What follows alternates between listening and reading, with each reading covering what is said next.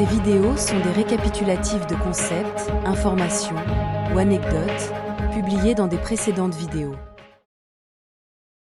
De nos jours, sur Terre, la tendance de transport la plus forte se dirige vers les véhicules électriques. Les gouvernements du monde entier et presque toutes les entreprises de fabrication automobile poussent fortement vers tout ce qui est électrique sous prétexte de sauver la planète en réduisant les émissions de carbone.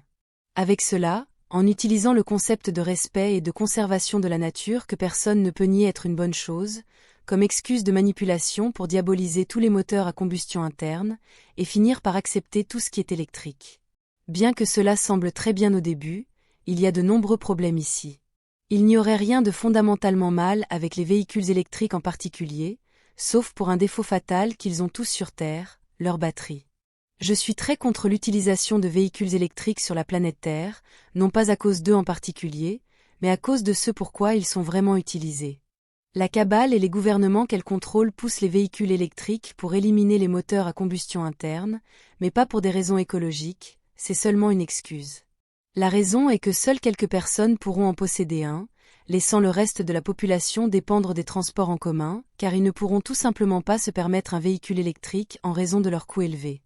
C'est pourquoi ils essaient de supprimer tous les moteurs à combustion interne d'ici 2035, et bien que certains pays résistent, comme l'Allemagne, ce qui se passera probablement à la fin, c'est qu'ils seront simplement les derniers à adopter ou à se conformer à la nouvelle norme imposée par la cabale. Le principal problème avec eux est qu'ils sont tout simplement trop chers pour être facilement disponibles pour le grand public, étant donné que seuls les riches peuvent se le permettre, et que les citoyens moyens à pauvres ne peuvent que s'accrocher à leur véhicule à combustion interne aussi longtemps que possible, ou aspirer à acheter un véhicule électrique de qualité inférieure qui ne durera pas longtemps et sera presque impossible à réparer s'il tombe en panne. Cela nous amène à un autre problème. Bien qu'il soit possible de remplacer les packs de batterie des véhicules électriques, ils sont tellement chers qu'il est tout simplement plus rentable de racheter un nouveau véhicule électrique neuf. Avec cela, le nombre de véhicules de ce type qui laissent pourrir dans les décharges augmente de manière exponentielle, et cela peut être beaucoup vu dans les pays industrialisés qui ont adopté largement les véhicules électriques avant le reste, et le meilleur exemple en est la Chine, où vous pouvez trouver des milliers et des milliers de véhicules électriques inutiles et cassés, empilés et abandonnés, occupant des hectares de terre. Et comme ces véhicules abandonnés sont laissés à l'extérieur, beaucoup de leurs composants, en particulier les produits chimiques dans leurs batteries, se retrouvent dans le sol, le contaminant fortement. Pour aggraver les choses, le véhicule électrique peut ne pas produire d'émissions lorsqu'il est en fonctionnement, mais l'électricité qu'il consomme doit être produite quelque part, et l'infrastructure pour la produire connaît également de sérieux revers, notamment en Europe, où ils ferment de nombreuses centrales électriques à base de charbon et de gaz, ce qui pousse à l'utilisation super toxique de nouvelles centrales nucléaires.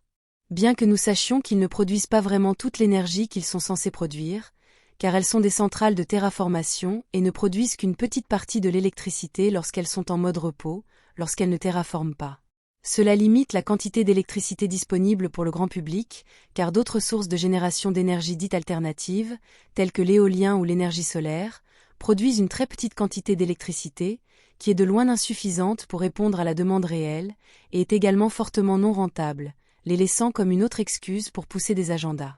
Je ne doute pas que l'énergie solaire puisse être utile dans certaines parties du monde, mais à petite échelle et pour un usage domestique, mais elle est largement inefficace à l'échelle du réseau électrique national, et quant aux générateurs d'énergie éolienne, tout ce qu'ils font, c'est tuer un nombre horriblement grand d'oiseaux, et à une échelle génocidaire. Alors, où est l'écologie que les véhicules électriques prétendent offrir à l'humanité? Tout ce qu'ils font à la fin, c'est détruire plus d'écosystèmes et contaminer la Terre, et ce qui est pire, c'est qu'ils contribuent à détruire l'économie familiale déjà endommagée de la classe moyenne et les citoyens de classes inférieures de la planète.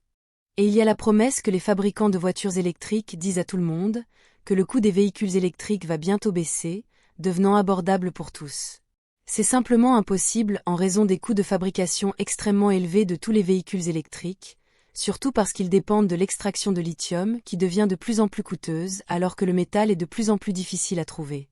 Et les entreprises qui l'exploitent commettent de nombreuses violations des droits de l'homme car elles sous-paient largement leurs employés, et dans la plupart des cas elles ont recours au travail des enfants et à l'esclavage. Donc, en réalité, un véhicule électrique est un matériel très cher que peu de gens peuvent se permettre d'acheter, avec une durée de vie très limitée, impossible à réparer efficacement même chez le concessionnaire, et encore moins avec un mécanicien de quartier.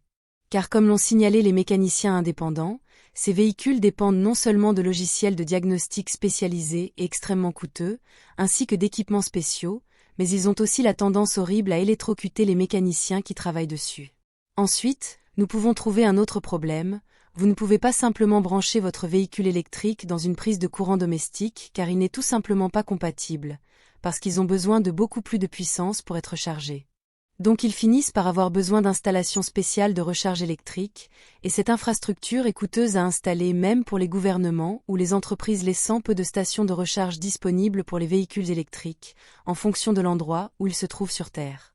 Ensuite, le coût d'une recharge est au moins aussi cher qu'un plein de carburant, mais avec un problème supplémentaire que peu de gens connaissent à moins qu'ils ne possèdent déjà un véhicule électrique. Une voiture électrique, un camion, une fourgonnette, une moto ou similaire, consomme de l'électricité alors qu'elle est simplement garée dans votre allée, vidant votre portefeuille alors qu'elle ne fait rien. Imaginez que votre moteur de voiture à essence fonctionne tout le temps pour comprendre le problème.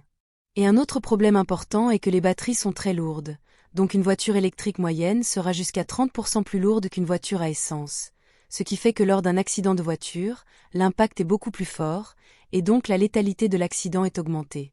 Surtout pour ceux qui conduisent la voiture à essence, mais aussi pour ceux qui se trouvent dans le véhicule électrique car ils ont tendance à se briser, parfois en deux lorsqu'ils sont impliqués dans un accident de la circulation. Et cela m'amène à un autre problème. Au cas où ceux que j'ai énumérés ci-dessus ne seraient pas suffisants, tous les véhicules électriques sur Terre ont une très forte tendance à prendre feu, et c'est un feu électrique chimique très fort qui nécessite beaucoup d'eau, ou beaucoup de produits chimiques d'extinction spéciaux pour l'éteindre, et cela se termine presque toujours par la perte totale du véhicule. Ensuite, nous avons également le grand nombre de feux signalés qui ont commencé spontanément, comme lorsque le véhicule est simplement garé dans un garage, provoquant un incendie domestique qui peut incinérer l'ensemble de la propriété et pas seulement la voiture. Ce qui aggrave les choses, c'est que les véhicules impliqués dans ce genre d'incendie ont également tendance à raviver le feu même des semaines ou des mois après avoir été abandonnés pour pourrir dans une casse, contaminant ainsi davantage l'environnement. Je sais qu'il y a eu des améliorations apportées au système, mais je les considère comme insuffisantes et toujours défavorables à l'économie des classes moyennes et basses. Par exemple en Chine, où ils ont mis en place un système où au lieu de recharger un véhicule électrique, il suffit de le conduire dans une station spéciale où son pack de batterie est retiré du châssis et remplacé par un nouveau entièrement chargé, en aussi peu de temps que vous mettriez pour remplir un réservoir de voiture avec de l'essence. Le premier problème que je vois ici est que ce système n'est pas encore largement répandu, donc la plupart des fabricants de véhicules électriques optent toujours pour le système de charge conventionnel. Je sais que les véhicules électriques peuvent être plus rapides que les véhicules à essence, en raison du couple énorme qu'ils produisent, mais à moins de faire des courses tout le temps, cela ne signifie pas qu'ils sont meilleurs. Mais le plus gros problème que je vois avec les véhicules électriques sur Terre est qu'ils sont utilisés comme un agenda de contrôle, pour laisser la grande majorité de la population humaine sans transport privé, les rendant ainsi plus dépendants du système. Contrairement aux véhicules à essence, l'électricité ne peut pas être stockée de manière économique et pratique, comme on le ferait avec un bidon portable plein d'essence. La gamme des véhicules électriques n'est jamais ce que le fabricant prétend quelle qu'elle soit, et leurs temps de charge sont très longs, si vous pouvez même trouver une station, ce qui limite la capacité des populations à voyager par eux-mêmes. Et si le gouvernement le voulait, il pourrait simplement couper le réseau électrique, laissant des milliers de véhicules électriques inopérants. Et ce qui est pire, les véhicules électriques sont complètement chargés et dépendants de la technologie informatique numérique, et tout est connecté au web. En utilisant le soi-disant Internet des objets, le gouvernement peut couper n'importe quel véhicule électrique spécifique, limitant ainsi la capacité de mouvement des citoyens qu'ils veulent contrôler. C'est le cas de quiconque qui ne se conforme pas à leurs mesures tyranniques et d'imposition, ainsi que des penseurs libres et de toute personne qu'ils jugent indésirables. Imposer des véhicules électriques à la population en utilisant l'écologie comme excuse n'est qu'un autre agenda de contrôle.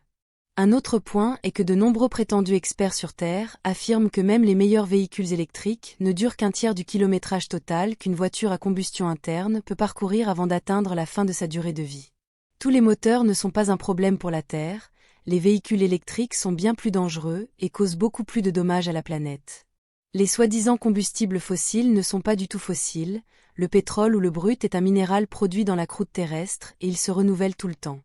Il n'y a pas de pénurie, et c'est un sujet pour une future vidéo. Sur Terre, en ce moment, avec la cabale au pouvoir et tout ce qui se passe, les véhicules électriques ne sont pas la bonne, ni la voie écologique à suivre.